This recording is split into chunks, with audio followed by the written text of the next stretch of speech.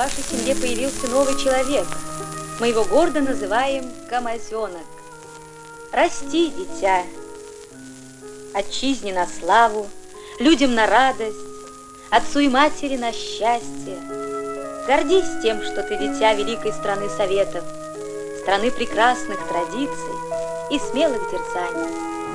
Разрешите в этот прекрасный день поздравить вас и в соответствии с законом Российской Федерации о семье вручить свидетельство о рождении. Именно так поздравляли молодую челнинскую семью Ахмедзяновых с рождением дочери, Камазенка Диляры. В скором времени город Набережные Челны стал первым в Российской Федерации по рождаемости. Здравствуйте. Это Хакимов, горисполком, заместитель председателя. Вот, Вадим Геннадьевич, от имени всех женщин и детей давайте мы отложим все наши другие вопросы, где-то исключение сделаем в данном случае. Это вне конкурса, дети вне конкурса. Внимательнее, внимательнее нужно говорить, ребята. Второй звук. 80-й год. Демографический бум, конечно, объясним. С начала 70-х на ударную стройку гигантского по размерам КАМАЗа ежегодно приезжали десятки тысяч людей со всего Советского Союза.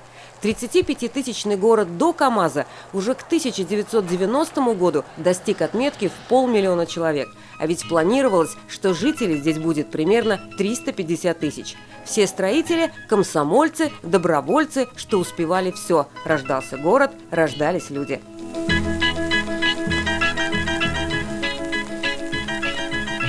Челны – это детские лица повсюду.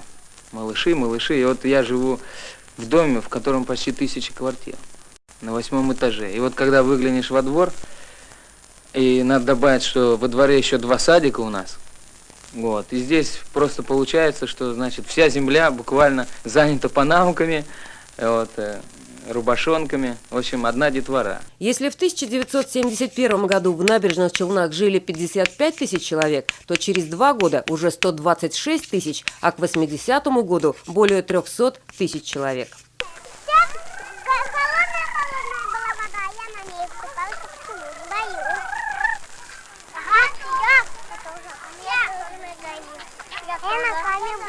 Назвать демографические рекорды случайностью, мол, приехала молодежь строить город и вот результат? Нет. Вы только послушайте и посмотрите, как увеличивали ту самую брачность и как думали о рождаемости тогда. Может, и нет необходимости что-то изобретать. Для нас это проблема, и мы вынуждены ее решать вот таким способом. Созданием отдельных детских городков детских учреждений. Хотя это противоречит норме санитаров. И они-то как раз были против, потому что согласились, что это временное явление. Но назревает и вторая сторона дела. Через несколько лет, скажем, через 5 лет, начнется убыль детского населения, значит, в детских садах и перенаселение их в школах. И мы уже думаем о проблеме создания дополнительных школ, и не исключена возможность, что надо искать новые площади. Вот она, стратегия развития нового города. Знакома? А вот и та школа, что сегодня могла бы удивить людей на самых высоких постах.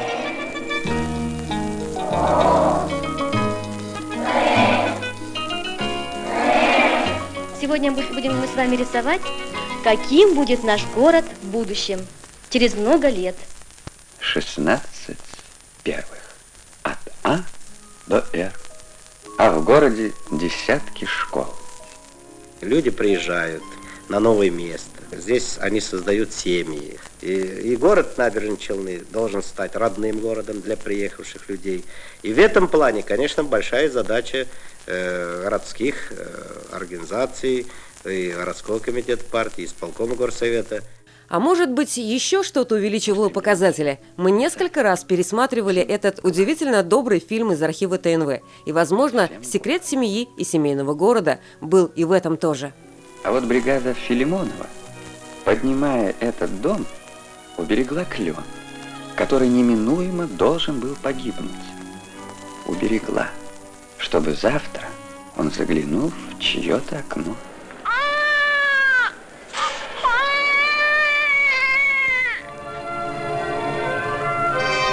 В канун 60-летия советской Татарии столица республики принимала в свою семью миллионного казанца.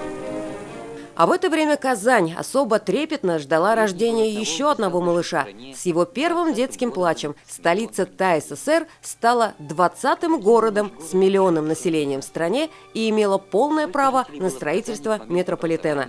Право, правда, реализовалось гораздо позже. Новорожденный Ирик Мустафин. Он родился 30 октября 1979 года. В подарок семье двухкомнатная квартира. Отец работал водителем, был татарином. Мать работала на швейной фабрике, была русская. Ну, вроде как оба из рабочей крестьянской семьи. Интернациональная семья. Ну, вот результат. Судьба малыша, что родился под счастливой звездой, оказалась не столь счастливой. Родителей уже давно нет в живых, сам Ирик интервью теперь дает только за вознаграждение. Одно из последних его общений с журналистом состоялось 2 года назад. Родители почти ничего не говорили о главном событии в их жизни, и фактически Ирик узнал о том, что он герой города, только став уже взрослым. Сколько жителей было в Казани к моменту образования Татарской автономной Советской Социалистической Республики? В каком году? 60 лет назад. 60 лет назад? Ну, вообще-то, 60 лет назад, по-моему, Казань был достаточно крупным городом всегда. И население, наверное, тоже было, наверное, большое. Сколько приблизительно? Ну, если сейчас 1 миллион, то, ну, может быть 600 тысяч, где-то так. Ну, 60 лет назад, конечно, я, может быть, и не скажу. Наверное, 1200-150 было.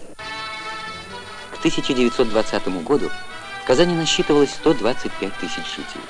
Вот так через 60 лет после провозглашения столицы ТАССР, 40 лет тому назад, Казань стала городом-миллионником и сохранила этот статус и по сей день. Если в 80-х таких городов в стране было 20, то по результатам переписи 2010 года их осталось 12. Сегодня в России 15 миллионеров, и эта статистика часто меняется. Новичками рейтинга стали Красноярск и Воронеж, а вот Волгоград и Пермь то попадают в этот список, то выпадают из него. Светлана Спирина, 7 дней. Все выпуски программы «7 дней» смотрите на YouTube-канале ТНВ.